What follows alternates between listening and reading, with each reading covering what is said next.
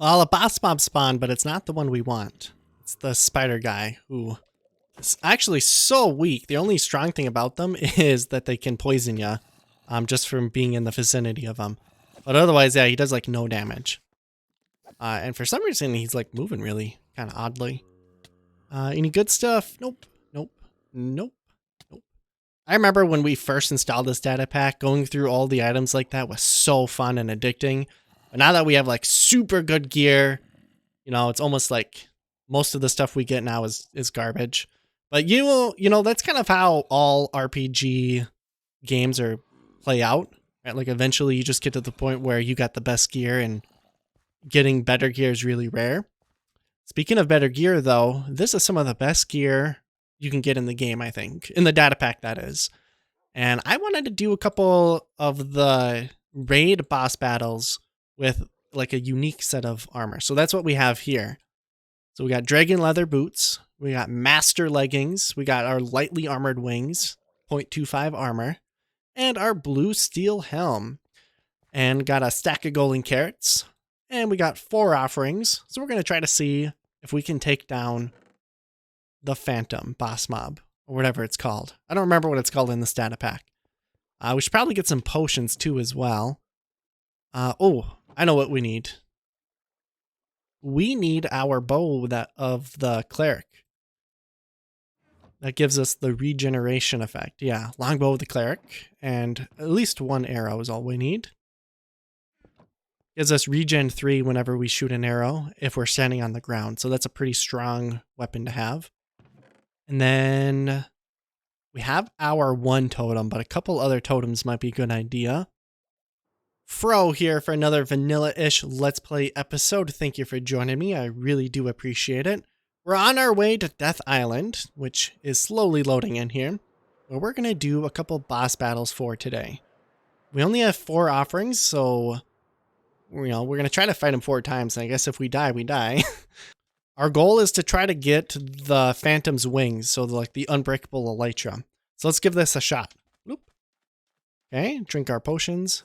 It's nighttime now, which is fine because we got our night vision. And then all we have to do is take this guy down. Oh, we've got our good weapon. That's fine.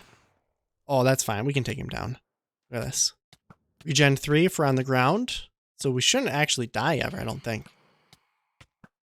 And also, I wanted to create a couple armor sets that are using this data pack that are like unique, kind of like this one we have on, so that we can make the game a little bit more challenging, because having the best gear possible isn't always the most fun outcome possible, if that makes sense at all. I like the challenge and the threat of dying. I almost missed the early game part of this data pack. Whoa, okay. That was a pretty good hit. Oop. Let's plop on our iron skin. So what does that give us? Resistance, just resistance. That's not very great. Oh, he is strong. Let's see if we can't get regeneration. Eat our carrot. Good. Okay, take him down again. Also, I should actually practice like fighting these bosses. It'd be cool to do like speed runs. See how fast we can take him down.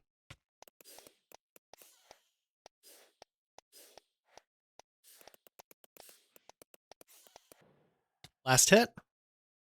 There we go. Took him down. Let's see what he dropped. Did we get our elytra like we wanted? No, but we got a clock, which is still pretty cool. Let's see, what did we get? Eye of Kronos, 10% speed, a little bit of attack bonus. Otherwise, kind of junky stuff. You know, here I am saying I like a challenge, and then I have my regen 3 bow and just sit here and tank him. I honestly thought he was stronger, but I guess like if we fly around and don't get withered and try to take him down with the sword, then he's a lot more challenging, because if he hits you just a little bit, I mean, he does an insane amount of damage. And honestly, I don't want to lose this totem of Undying. It's our legendary one. Alright, so someone recently asked in one of my videos if I would recommend playing with the same data packs that I have. And I would say absolutely, yeah, give it a shot. I mean, if you're interested at all, then why not? I have all the links in the description for the most part up to date. And I'd love to answer any questions you may have about the data packs or like tips or tricks or anything. I would say, you know, watch specific videos to get like the most detailed answers, but I can always answer stuff in chat as well. Okay, let's see, what did we get? I'm trying to get those phantom wings, by the way, so we can get an unbreakable elytra that also has, I think it gives you like speed boost or something too, like speed 1. Oh, we got nightmare. That's kind of nice. Round 3. Uh-oh, we lost our arrow. Oops. Do you have any? Okay, good. That would have been bad. You know, I've been looking around for other boss battles, and there's quite a few data packs out there that introduce the concept or add bosses. And so you can expect some of that coming down the pipeline shortly here. Just got to kind of organize myself and get that ready. It doesn't look like we got the phantom wings this time either. All right, we're going to take it down the 4th one now as soon as we take care of this fool. Is he gone? Yeah, okay. And 4.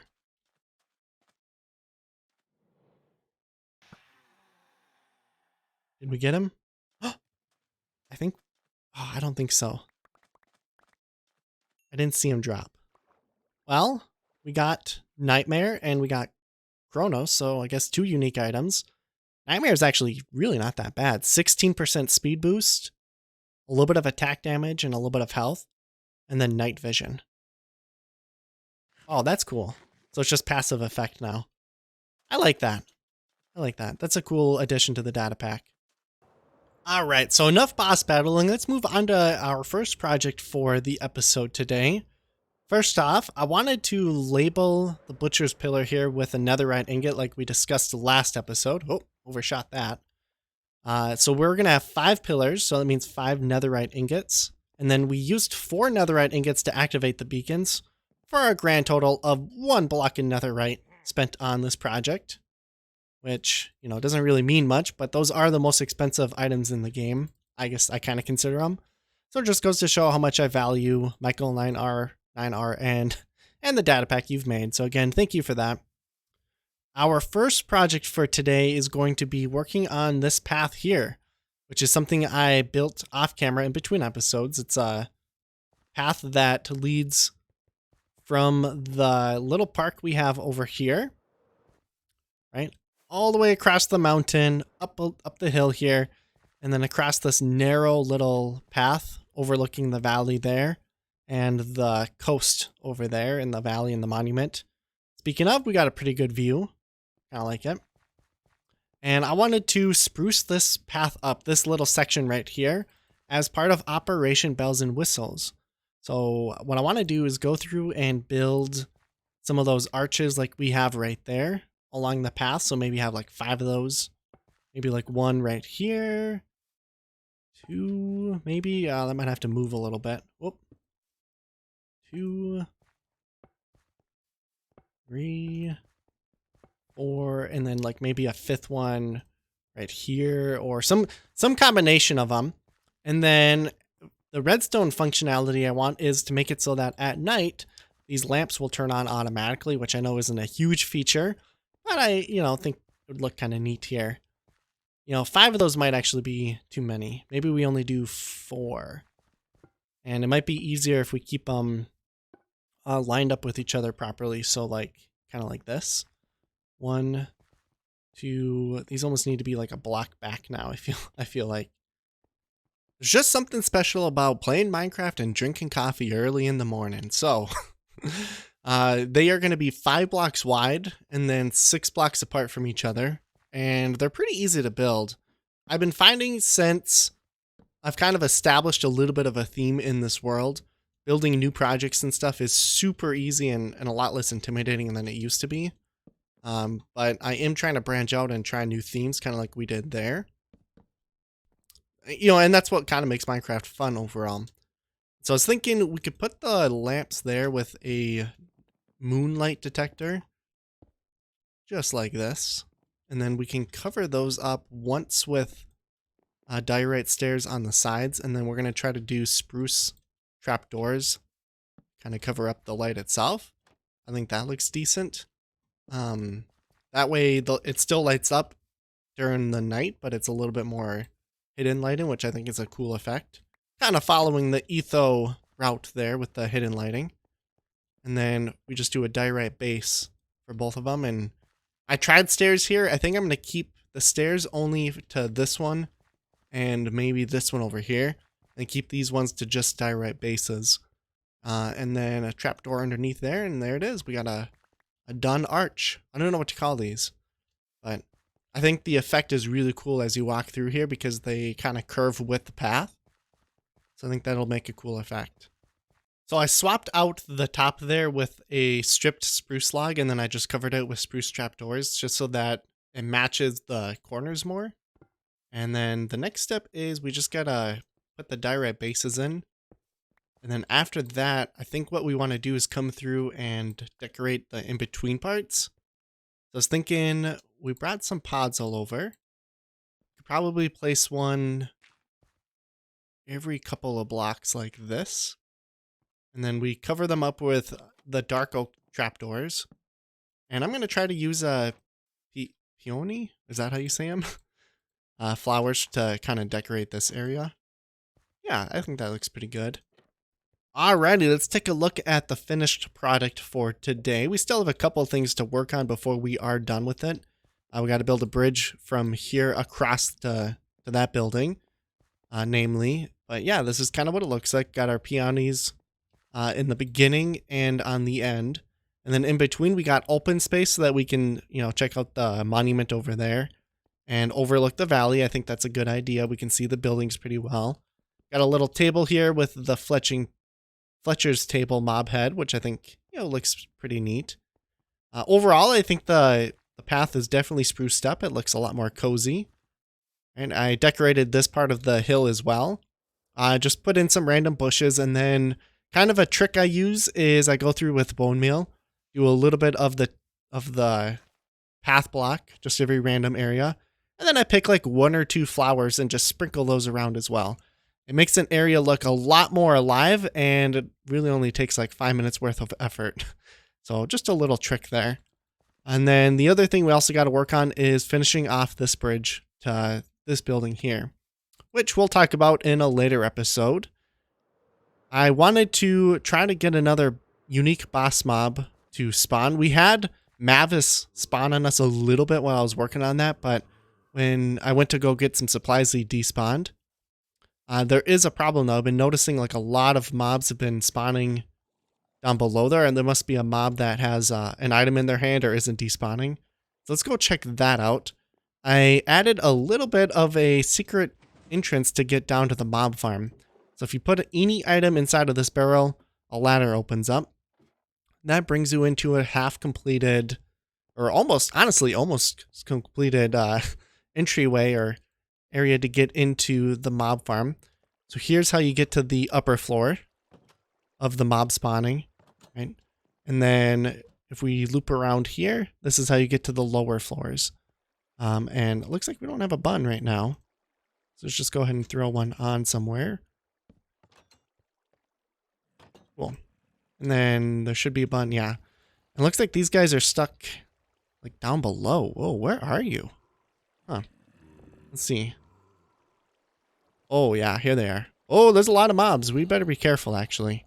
Let's take this guy down. So he's the mob. The one we just killed is the one with the... He had a torch. Oh, we are getting killed. Get out of here. The killer rabbits are so strong, actually, in this data pack. I think in the new update for this data pack, they've been nerfed a little bit, but I haven't updated yet. Oh, I'm not wearing my good armor. That could be part of the problem. Yeah, go swim down there.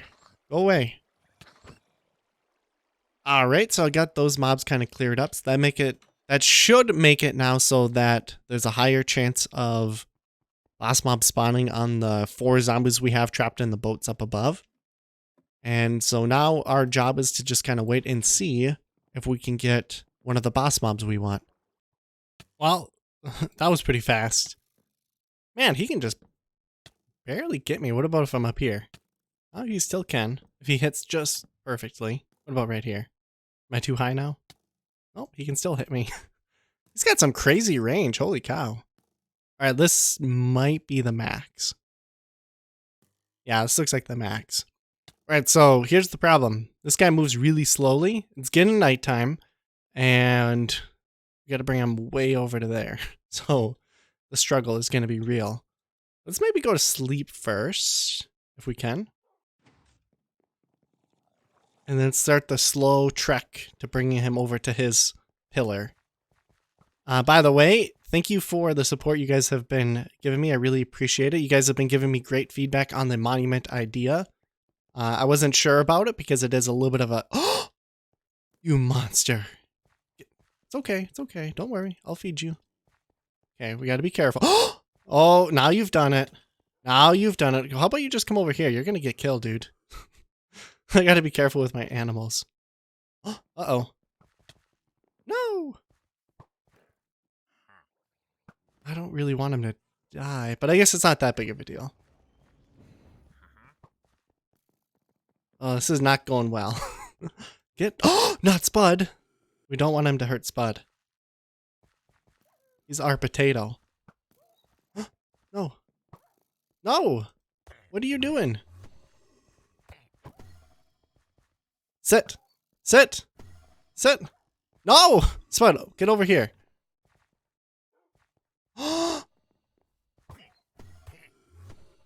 What do I do? I don't know how to deal with this. Okay, I guess we have to kill him. Ugh. Spud! Are you okay? It's okay. He's our potato. We don't want him to get hurt. Back to the waiting game, I guess. While we're waiting here, we can make a couple villager trades. Oh wait, actually, we can sort through all the junk we got. Garbage, garbage, garbage. Garbage. Drop that stuff off. Okay, let's take a look. We can trade you for emeralds. And then we convert those emeralds into golden carrots, which are the best. Great food source. I gotta get a quartz guy.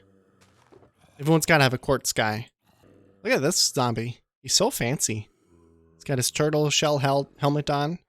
His axe. He's got a little monocle. He's gonna be our quartz guy. We're gonna convert him as soon as we get all of our boss mobs that we want. So do you guys know if we can keep dolphins or not? Because this is like the third or fourth one I've name tagged, and they keep disappearing in our little lake here. But yeah, we're going to call this guy Silverfin. And then I was also thinking, it'd be cool to keep this guy in the lake somehow. Or like on a boat. Maybe we'll just plop him. I don't know, like right there is probably fine. Alright, so we got Hordeer to spawn and a legendary Enderman. We'll just take care of this guy quick. How is that comfortable to sit like that? Alright. Now we gotta be careful with this guy because he's really strong as well. We do have one totem. We have another one actually we picked up, so we'll use that. Get rid of all these junky items from our inventory here. Getting a lot of EXP bottles. I've killed like 4 or 5 other boss mobs now. Just to get this unique one. Oh, look at that. There's another legendary Enderman. They spawn randomly, so you don't really have too much control over it. Oh, got another axe. Okay. So I've got a water channel built over there. Let's see if we can't get him to follow us. He's a lot slower than the butcher though. But again, I guess he doesn't hit that hard. He's not that strong. Granted, I do have resistance 2 on. So Hordeer, what do you think of my place? Think it's pretty? Well decorated? Or do you not like plants? Are you one of those people who don't like plants? I hope not.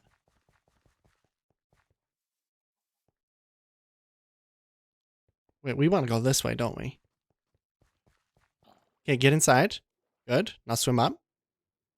No? You don't want to swim? Why don't you swim? You should swim. Swimming is good for you. It's good for the soul. Oh, he's a zombie, duh. Zombies don't know how to swim. I forgot that. Uh-oh. We got ladders? We do. Okay, good. We'll just have to ladder instead.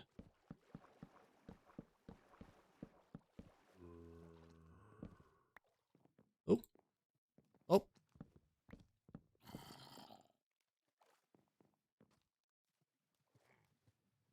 We gotta pick that water up because it can't get inside of here. We gotta be really careful though. I don't want him to fall off. Are you able to to make it? This guy, I swear. There we go. Yes. Okay, he's trapped. I think that's it. I think we got him. Alrighty, so with that, we are going to go ahead and end the episode here. Thank you for joining me. I really appreciate it. It's been awesome, giving me a lot of good feedback on all the projects we've been working on, and just overall the positivity has been nice. Now this particular project, having the automatic lights really isn't that cool, I don't think. Not enough to call this Operation Bells and Whistles. So instead, or rather in addition to that, I went ahead and added a way to randomly fire off fireworks every once in a while.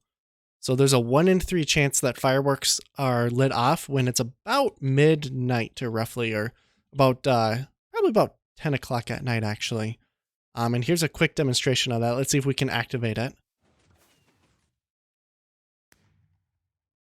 And only one of them went off, so I must have some dud rockets in here somewhere. Oh yeah, right there. Yeah, let's try it again. But still, it still looked pretty cool. Boom. So we got purple and yellow as the two main kind of rockets, and then we also have like the large ball, and some of them are star shaped. So overall, pretty cool. And I would consider that a little bit more of a cool addition than just having automatic lights, especially since this is a mushroom island. So having lights doesn't really matter that much. It's not like mobs can spawn. All right. With that said, you guys have a nice one. Thank you for watching. Bye.